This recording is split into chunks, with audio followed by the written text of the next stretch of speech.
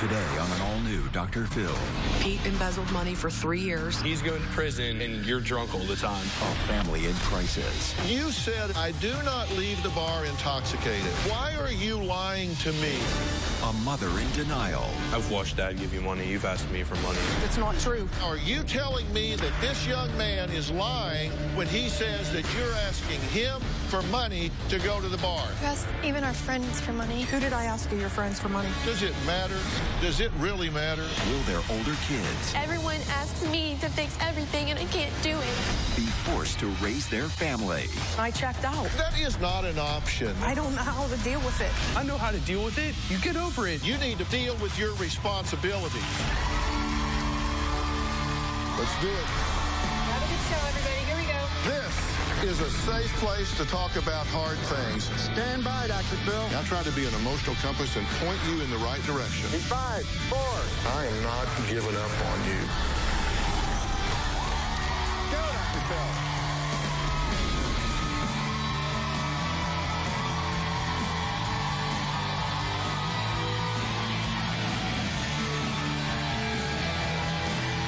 All right. Thank you very much. Thank you very much.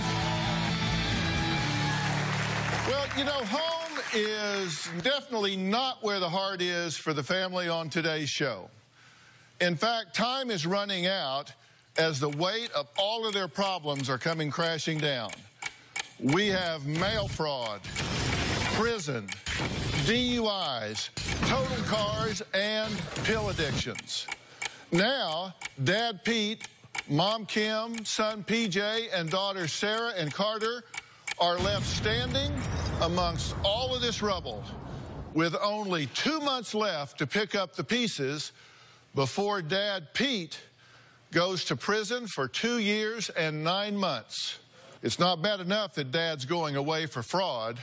The children say they cannot rely on their mother because she's a drunk.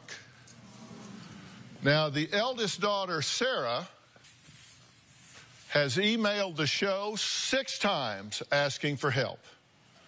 Let's start by hearing what she has to say. My dad's going to prison, and I'm terrified. I'm scared about what we're going to do without him. My mother is a drunk. She drinks every day. I live with my mom right now, so I have to deal with her drunkenness more often than the rest of my family. I already feel bad enough. I already feel bad enough. I'm a drunken piece of every day. Every single day, you're right. You're drunk every day, so might as well. A few days before Christmas, my mom came home from the bar and she was really drunk. So my mom got really mad and started yelling and screaming and throwing things at me. And then my mom actually started kicking in my door, so I called the police. My mom has kicked in my bedroom door and put a hole through it, and also ripped her bathroom door off the hinges because she was that mad. She'll scream and cause an argument with me or somebody else, and then other times she'll just get into her car and leave. My mom has driven drunk quite a few times. She's totaled 2 cars the past 2 years. The car that she has now, the front bumper's almost hanging off. She'll threaten to leave drunk in her car quite often. I would say my mom gave up. I feel helpless. If things don't change, my mom is going to end up killing herself by her drunken driving or abandon my younger siblings. My biggest fear when my dad goes to prison is that me and my younger siblings are going to have to fend for ourselves. Well, Sarah, I'm glad to meet you. You've got a steep hill to climb in front of you. Yeah, How old are you? 20. 20. Yeah, You've had no confidence in your mother's ability to help you in any way whatsoever. not at all. Every night, she literally is drunk, like every single night. She says she is, to use her words, an occasional drinker. No, she drinks She's an every single occasional, day. kind of social, occasional drinker. No, she drinks every single day. Every single day. Yeah. It depends on what she drinks. If she drinks beer, then she'll be like tipsy, like whatever, like fine, like you can, she's like reasonable. But if she drinks liquor, then she's fallen down, freaking out. What do you say to her about this? I mean, have you said, come on, pull it together here. We got a problem. Dad's going away. Yeah, and she's like, oh, I know, I'll stop, and then she never does. So who all's in this family? There's how many children? 4. So the 4 of you, And you say a drunk mother and a dad going off to prison. Yeah, Other than that, things are going pretty well for you. I guess. Is she doing other drugs? She does pain pills, yeah. Anything else? She smokes weed sometimes. She smokes weed, so you've seen her? Yeah. Has she done it with you? She's tried to, yeah. Well, Sarah's mother, Kim, vehemently denies abusing alcohol and says her drinking is only a symptom of her husband's impending prison stint for mail fraud. Now, Sarah has written me not once, not twice, not 3, not 4, not 5, but 6 times asking for help. I've gotten not one paragraph from her mother who says she didn't have a problem. Take a look. It started with my marriage ending and my family falling apart. Then I wrecked 2 trucks. Then Pete got caught with the embezzlement. Pete has contributed to our kids treating me like an outcast, lying about me to them. Pete has told my kids I drink too much. They've accused me of doing pain medication, which I do not do. He told the kids that I blackmailed him to keep on stealing money so that I could do pills, which was a lie. Pete embezzled money for 3 years, of which I was with him for 1. I did not see any of the money that he embezzled for the last 2 years that he did that. He's helped alienate me from my kids. They have said that they hated me. You hate me. You don't want a relationship with me. It doesn't matter. I've been over to the house 1,000 times, stone cold sober, sitting there trying to talk to you. No, because you're drunk. That you is don't even not remember true. half the time you come over. Pete has given me money to stay away. Pete will put $20 on the porch so that I don't come to the house. Pete thinks that I'm responsible for him having affairs, for him embezzling money, and I'm responsible for all the bad choices that I've made. In his eyes, I created this whole entire mess. And I think it's... Kim, you drunk? I don't think I'm a drunk. I think that I drink too much. Okay, so your husband is weeks away from going to prison for 3 years. This family is in shambles. Would you agree? Absolutely. You got a 20-year-old daughter here who feels like the burden of this whole family is on her shoulders because you're... I'm surprised that she feels like that because the Really? burden of the family is on mine. I have to... It's supposed to be on yours, but it's on mine because I'm the only one that keeps you guys civil. I'm the one that everyone's like, oh, Mom and Carter are fighting. Mom and Dad are fighting. Can you please ask Dad to stop doing this? Can you please ask her to stop doing that? Everyone asks me to fix everything, and I can't do it. I can't do it anymore. I did check out. I checked out. I didn't know what to do anymore. I just couldn't take it. I couldn't deal with it. I didn't know what to do. We got a clock ticking here, okay? Checking out and leaving this to your daughter to handle is not an option. I know. Do we get that? Absolutely. So what is your strategy for being here today? Is your strategy for being here today that you want to come across as best you can? No. You want to backfill and cover? You said, and I quote, I'm an occasional drinker. I do not leave the bar intoxicated. Well, that's a lie. Why are you lying to me? Your daughter, who you say, it's not her responsibility, it's mine. Well, that's a lie. She wrote me 6 times asking for help. Not you, her. And so here you are, and you started out by lying. I'm an occasional drinker. I don't leave the bar intoxicated. Yes, I did say that. After I said that, I've told them I drink too much. I drink too often. You were recorded in the airport on your way here, right?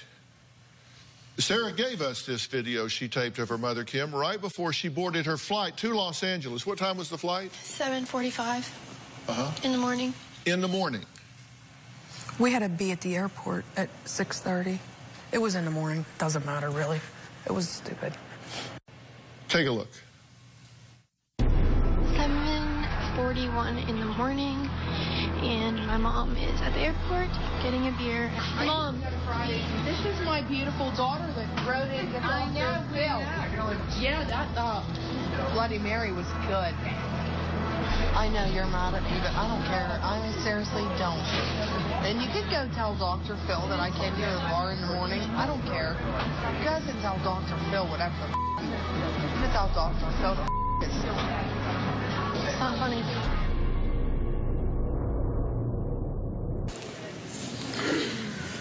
I'm sorry. Why don't you just tell me? I just said I was sorry.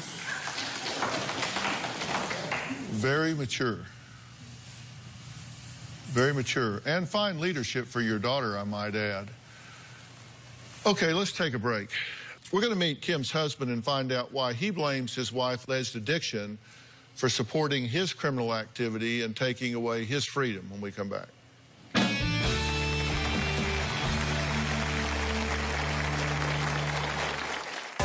I got a job as a traffic manager at a large corporation. I was making less money, and at the same time, Kim's addiction was on the rise. That's when the embezzlement idea actually took root.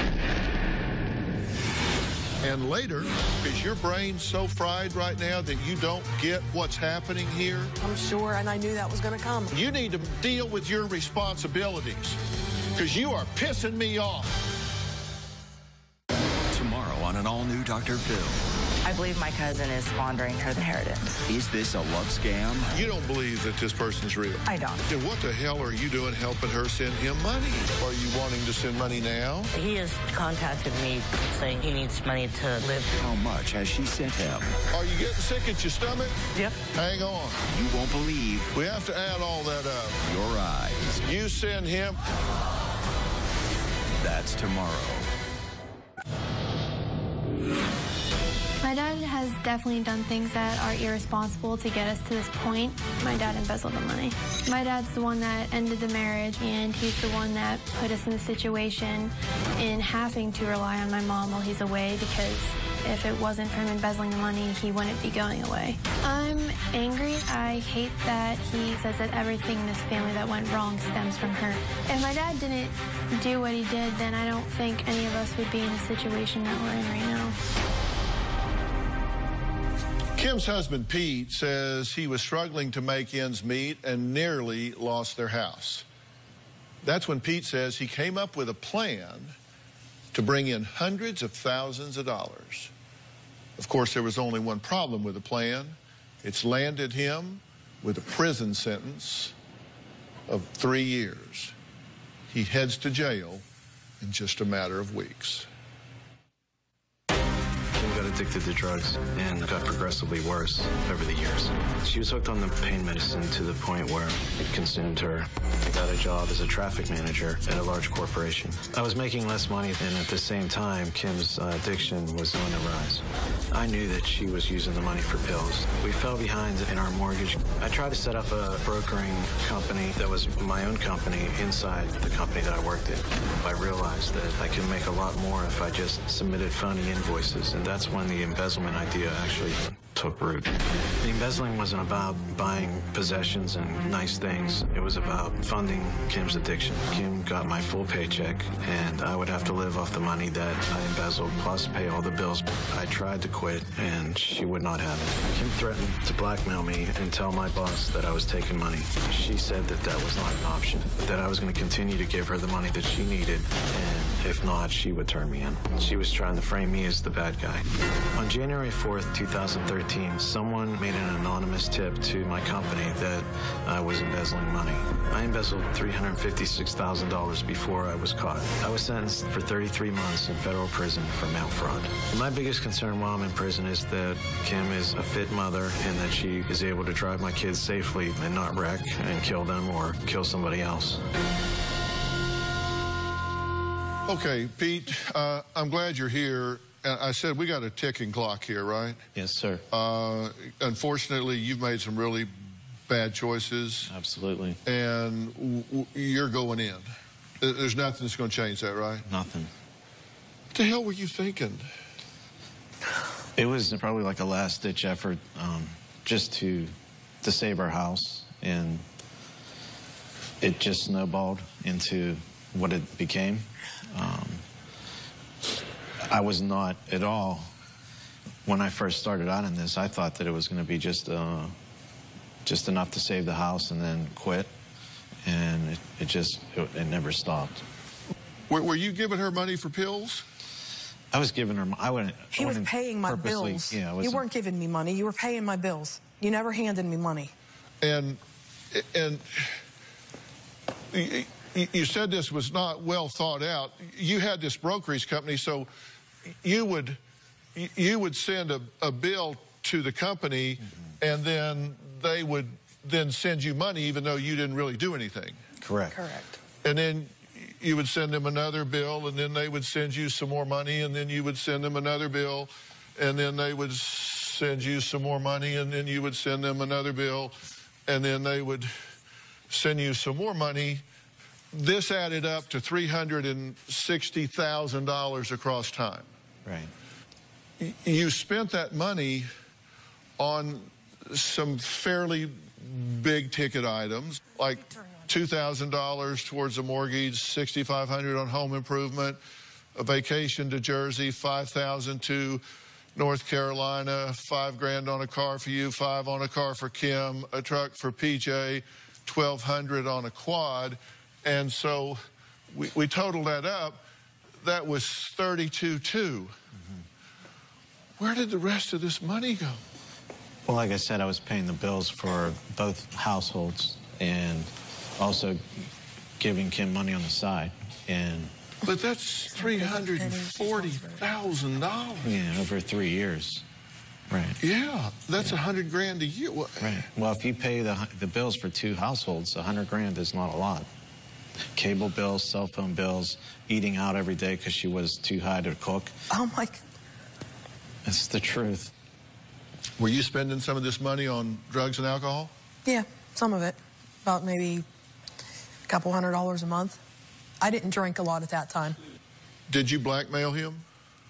Not for pain pills. I didn't even want him to know I was doing that. She probably don't even remember. Not for pain pills. What did you blackmail him for?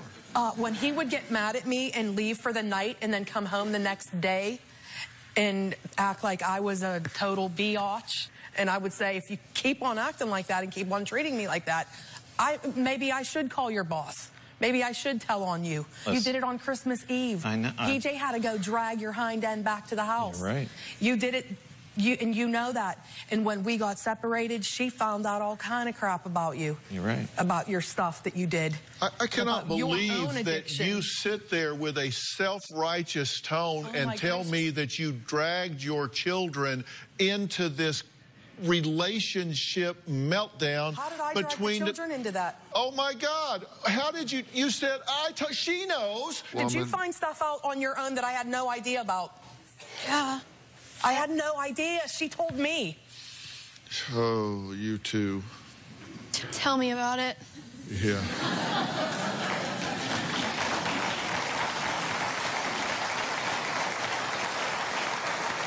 Have you been drinking today? No. Pills? No. I took a drug test for your show. I blew into a thing and I took a test. We're going to meet Kim's 21-year-old son, who says he will have to help lead the family when his father goes to prison, as he cannot depend on his drunk mother to step up to the plate.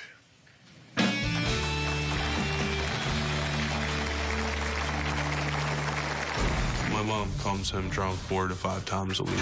It is a disaster. She is very mean and rude. My mom has become violent when she's drunk. A few weeks ago, my mom came home drunk and she punched me in the face. And later... On New Year's Day, I had to kick in your door thinking I was going to find you dead. I'm just praying the whole time, Lord, please don't let this happen. I had to take you to the psych ward. He's going to prison and you're drunk all the time. The media dubbed them a modern-day Bonnie and Clyde. Police say 2 teenage sweethearts blaze a trail of crime across the South. Reported to be armed and dangerous. Accused of theft, writing stolen checks, and burglary. In a daytime exclusive. Not everybody knows the whole story. The Jailhouse Interview. No money, no plan. Did you think you were going to get away with this? Wednesday. My relationship with my 21-year-old son, PJ, is tumultuous. He has called me many, many nasty names. He has called me a piece of He's said he couldn't wait to see me in my casket someday. He has gotten in my face and screamed and hollered. He's very volatile and he has anger issues. Kim says her 21-year-old son, PJ, is so volatile that he has grabbed her by the arm and thrown her out of the house. But PJ says it's his mother who is the violent drunk and punched him in the face after he questioned her sobriety. He says time is running out and his mother needs to get her act together so she can take care of the family while his father goes to prison for mail fraud. My mother has spiraled out of control. When my dad goes to prison, me and my sister Sarah will be the ones in charge because my mother is very irresponsible. My mom is an alcoholic and a drug addict. She is always at the bar, and she's not at the bar, she's here being drunk. My mom comes home drunk 4 to 5 times a week. It is a disaster. She is very mean and rude. My mother does say hurtful, evil things to me and my siblings. She calls us her bitches or ass. She would call me stupid. My mom has become violent when she's drunk. A few weeks ago, my mom came home drunk and she punched me in the face. I was angry. I have lost my temper. With my mom, I have screamed at her. I have threatened to call the police on my mother. And she is still the same. I am sick and tired of my mom being drunk. What makes me the most angry about my mom's behavior is I am the one that always has to step up and take responsibility for my mom. It's very stressful and chaotic. I have given my mom plenty of chances to get better, and she blows it every single time. I don't want anything to do with my mom if she doesn't change. PJ, I'm glad you're here. Sorry that you need to be. Yeah. But I'm glad you're here because we've got a ticking clock here. There are 2 members of the family that aren't here because I felt it was inappropriate to have them here because they're underage. And they're caught in the crossfire here. They're caught in the middle of this. And you're concerned about them, right? Yes, very concerned about them. What do you think about what your mother has had to say so far? I think that I have watched you. I've watched Dad give you money. You've asked me for money. You've asked Sarah for money to go to the bar and do whatever. Even our friends for money. Yeah, my close friends that come over and hang out with me, she'll ask them for money. Who did I ask of your friends for money? Does it matter? Does it really matter? Yes, because it's not true. Because you think he's lying. Is he lying? I didn't fly all the way to L.A. to lie on TV about you. I did. I flew all the way here to lie. Well, we've already covered that you lied, right?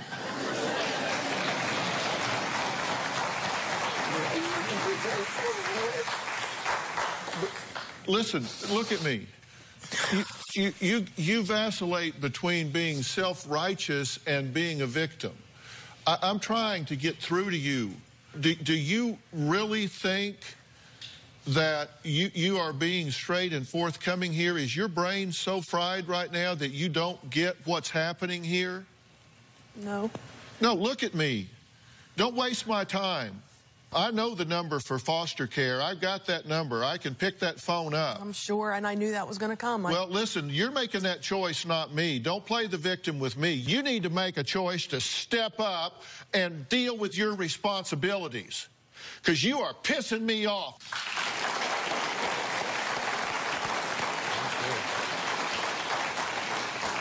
You need to be honest with yourself, and you need to be honest with me. Now, are you telling me that this young man is lying when he says that you're asking him for money to go to the bar? Is that a lie? He doesn't have a job. I didn't ask you if he had a job. Sarah I asked you his dad. Did somebody write stupid on my forehead? No. I did not ask you if he had a job. I asked you if you asked him for money to go to the bar. I do not think that I've asked PJ for money to go to the bar. It's ridiculous. This was a test to see if the occasional drinker would be honest. And by the way, yes, I did ask you to take a drug test when you came here. You were clean for alcohol, I'm happy to say. You tested positive for marijuana, which is good for 30 days. You tested positive for methamphetamines, which is good for 72 hours. TCA, which is an antidepressant, 72 hours, and oxycodone, which is 5 to 7 days. That is a... If I wouldn't have the job I have, I just took a drug test on Friday. He has the best drug test there are, Mom. No, oh my God. Well, whatever. Do you buy drugs on the street? Absolutely not. She buys them from her friends in the bar. We're going to take a break. Pete and Kim's 13-year-old daughter says an altercation broke out one night after her mother attacked her in her own bed and bit her foot. But Kim says it was actually her youngest daughter who became violent and hit her in the head 5 times. Either way, their daughter says she does not want to live with Kim when Pete goes to prison. We'll be right back.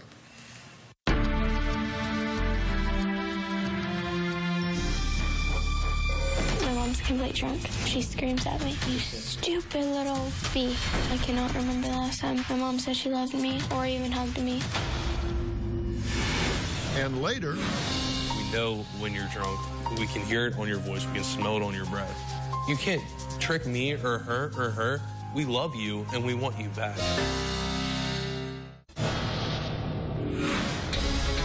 When my dad goes to jail, I'm going to stay here at his house and pay the bills.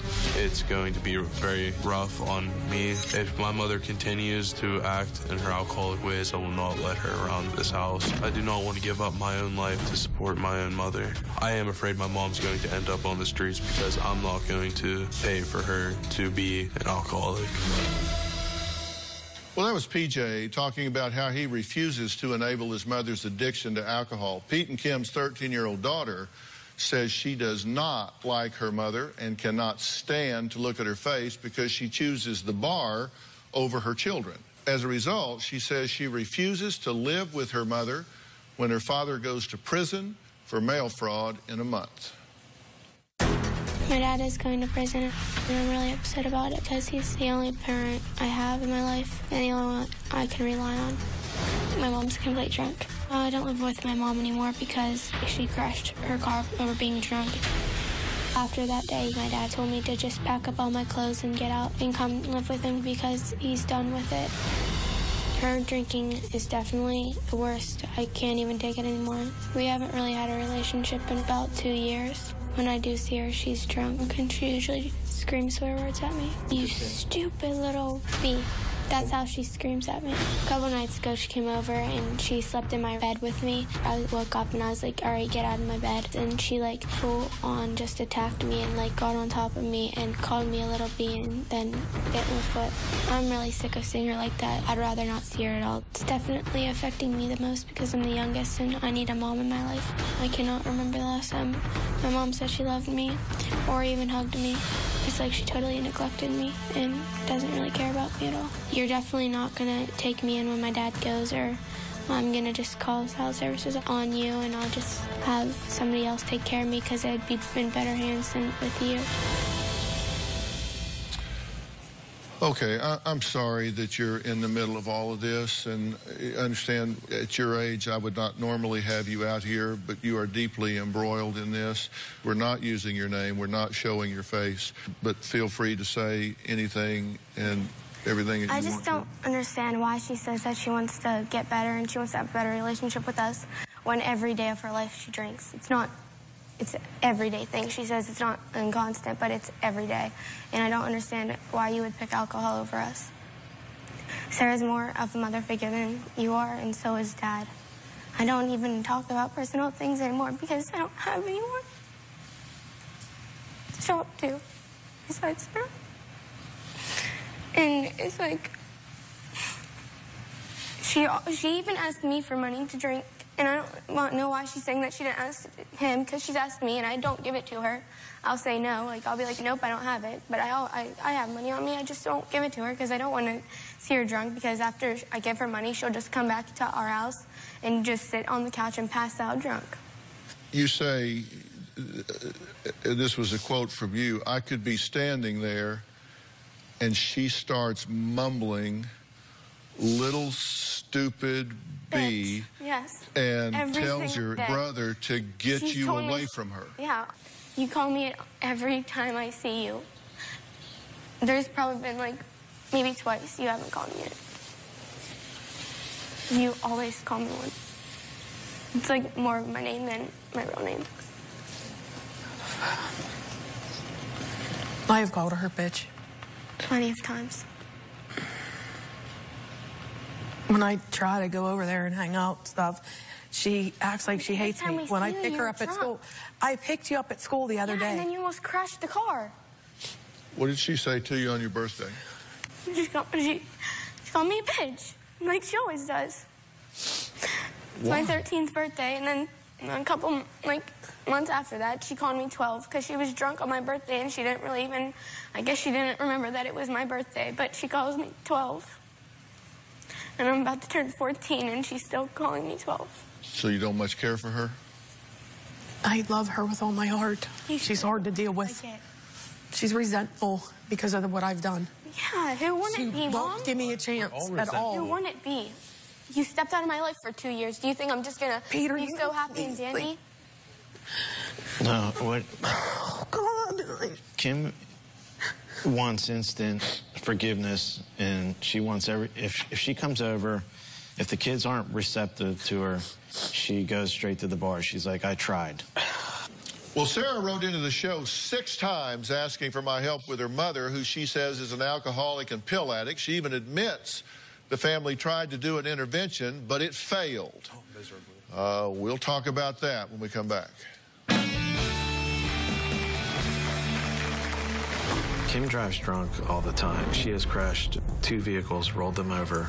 One was my truck and one was hers. The second drunk driving accident with Kim, she called me up and asked me to come to the scene and take responsibility for it so that she wouldn't get charged with a second DUI. I said no to that. Then she called my daughter and asked her. She also said no. Kim was willing to have my daughter receive a DUI in her place so that she would not face jail time.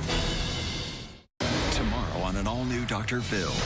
If this is a love scam... Are you wanting to send money now? He has contacted me saying he needs money to live. It's the biggest one yet. We have to add all that up. That's tomorrow. I'm not a drug addict. I do not use pain pills. I do not get the shakes. I'm bored. I'm sad. I drink because I don't know what else the hell to do. What is the truth? You tell me where you are with regard to alcohol and drugs. I definitely drink too much, and I haven't done drugs for a long time. I have no idea why those are positive. Because I swear to God, I haven't done anything in a long time. But I drink too much, and I drink too often. And when you say you drink too much, what does that mean? I drink almost every day. And you drink to the point of what? A lot of the times I drink to the point of intoxication. Not every single time I drink, but they think that I'm intoxicated every time they see me, which isn't really true, but... We don't even know what she's like anymore. No. We know you. We know who you are. We know when you're intoxicated. We know when you're drunk. We can hear it on your voice. We can smell it on your breath. He's going to prison, and you're drunk all the time, and we want you back. Okay. I am tired of constantly, like Christmas Eve, New Year's, I had to kick in your door because you were cutting yourself. On New Year's Day, I had to take her car and drive to your house and kick in your door thinking I was going to find you dead. Do you know what that was like for me on the whole ride over there? I'm just praying the whole time, Lord, please don't let this happen. Please, Lord God, please. I had to take you to the hospital. I had to take you to the psych ward because I do not know what else to do. You're drinking to numb your pain about what's going on in this family. It's just delaying it by another day. Every single day you drink is another day that you just delayed dealing with your pain instead of just sobering up and being sober and dealing with what's going on around here. I don't know how to deal with it. What do you mean? I'm 21 years old and I know how to deal with it. You get over it. Life happens. Like every single day, there's way more people in a lot worse situations than we are in. You're gonna tell me you don't know how to deal with your problems? You have 2 young kids, and that's it. For me, I don't care. Like I realize that, yeah, I'm not a kid anymore. She's not a kid anymore. We don't have to like deal with this. They have to deal with this. Every day they have to realize that they're going to spend the next 3 years without him, and that you aren't emotionally there. You're not emotionally there. You're vacant all the time, and then when you do want to talk about your emotions, you're hammered, and we don't want to talk to you when you're hammered. We don't want to deal with that. We want a genuine person, a real person. We want you back. I miss the mom that raised me. I want the mom that raised me, the one that told me right from wrong. Every day is a new day, new opportunity. Every sunrise brings hope. And we don't, they need you. We need you.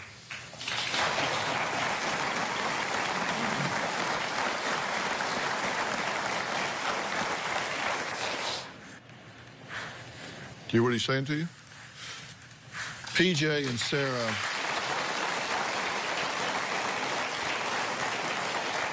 PJ and Sarah say they will have to give up their lives to take care of their younger siblings after their father is incarcerated.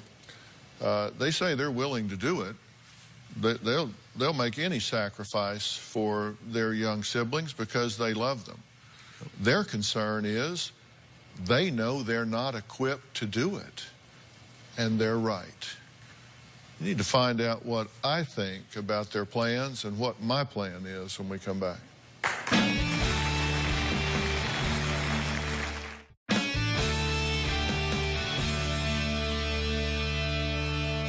There was a time when you two people installed some very solid core values in the rest of these people in your family. It's reflected in those that sit here, and that has carried the day because you did have a moral compass before it spun out of control. For whatever reason, you started self-medicating, drugs, pills. You're a drunk. You need to get dried out, sobered up, cleaned up. You need to get yourself under control, and the clock is ticking. You need to do it right now. It needs to be your top priority. You need to not have one other thing distracting you from it. You have got to stop your life and get yourself cleaned up before he goes away, or your family is going to disintegrate and it will not come back together. You have an absolute mission. You have no other priority. You have no other alternative. You need to get yourself in a position to lead this family, because that is coming at you like a Mack truck. Now, I will make that available to you. I've made arrangements for you to do it. The executive director of Handley Center at Origins, Robert Park, is here with us today. Handley Center at Origins provides a comprehensive continuum of individualized alcohol and drug addiction treatment programs for adults, really baby boomers. These are not kids. Robert, this is an urgent situation because of the timing here. Do you see what I'm saying? Absolutely. Yeah, this is dire, and treatment is absolutely necessary in this case, I think, and we can certainly help you and help the whole family. Everyone's suffered long enough here. I am offering you this opportunity. Will you take it? What am I supposed to do about my job and being financially responsible for the kids? Your job is not more important than us. Okay, I'm going to answer. Listen, that's a fair question. I'm going to answer that one question. You can go home and take care of that job and total 2 more cars and wreck your entire family. That's choice one. Or you can arrange for a leave of absence given your extraordinary circumstances. I work for a temporary agency. Or you can quit your damn job. Well, no, listen. Here's you're not in too much of a fog to understand this. You can either go home and keep your job and continue down a path of destruction, or you can go clean up your life and give your family a chance and then look for another job. Those, to me, are the two choices, but you're going to make them, not me, and you're going to own it, not me.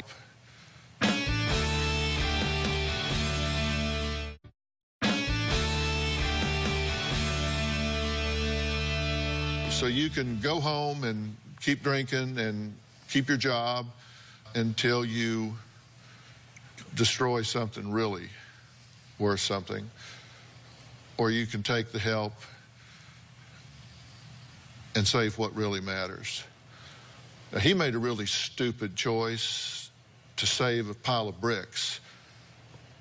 So you want to make a really stupid choice and save a job. I don't know. What do you think? Well, I got to take care of the kids. Yeah, you're doing a great job of it now. And how long do they want me to go away for? Does it matter? Yeah. No, okay. It does not matter. There are millions of jobs out there. You just got one. Kim, making a few bucks an hour. Sober up and you become the person you used to be. There isn't a job out there that you're not going to be able to get. Seriously, you're a smart person. Okay, well, best of luck to you, and I made you the offer. And please say yes. I didn't say no. I understand.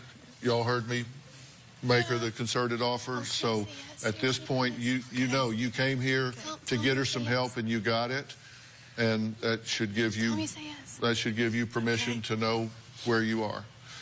I want to thank all of my guests today. A special thanks to Executive Director of Henley Center at Origins, Robert Park. These programs are designed to provide patients and families with treatment solutions, but they got to be there to get them. And you all may just be turning around and going home by yourselves. And that's the deal. That's the deal. Log on to drphil.com and share your thoughts on our message boards.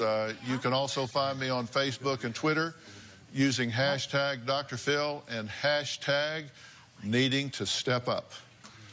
Okay? Okay. Any final comment from you? Thank you for your time. Okay. Anything else?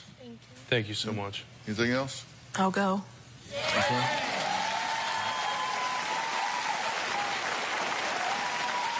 We'll see you next time. Thanks so much. PJ, thanks so much.